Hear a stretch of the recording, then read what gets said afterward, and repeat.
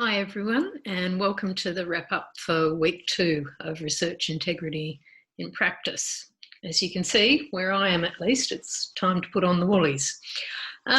So this week we've been looking at transparency and recognition, and you've really been having some great discussions on these topics. First of all, the poll results, if you've checked them, you'll see that overwhelmingly people have agreed that yes, transparency matters because it allows you to have choice in the way that you share information about yourself, and it also allows people to feel safer in the way that they might have gone about sharing that information. One other point I want to touch on is that quiz that I got you to do, or most of you chose to take part in. The idea of that was not about me learning more about your research, although it was great to be able to see.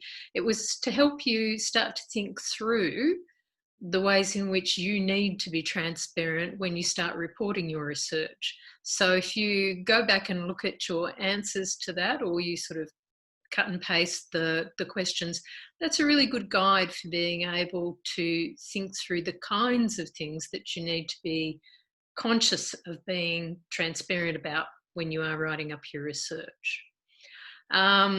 Great also to see that you found your conflict of interest policies, because in your future work life, and even in your HDR research for some people, this is important. When we go through an induction process for a new job, most institutions will probably ask you to go through, a very quick module on such things, but you won't necessarily remember where your conflict of interest policy can be found. So it's good to be aware that wherever you go, you should be able to find those policies for yourself and be aware of when you need to institute them. And as we can see from this week's discussion, the most important thing about a conflict of interest is, in fact, just being honest about it. If you're honest, in most instances, they can be managed. So, recognition that, as it says in the course materials, has a very specific application in Australia.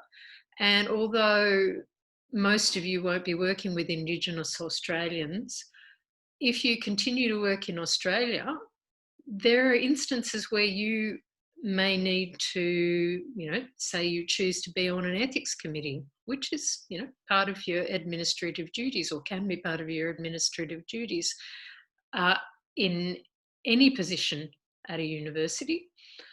You may be asked to make decisions about whether somebody is doing research with Indigenous Australians appropriately.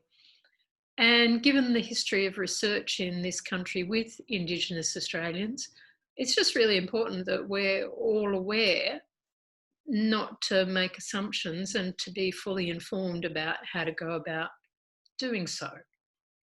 The emphasis is most definitely on researching with, not researching on, because there has been a long history of researching on that's had very negative effects for people. So I think you've all done a really great job so far. You're all really taking part well in the subject matter, and I'm really looking forward to seeing you in week 3. Have a great weekend.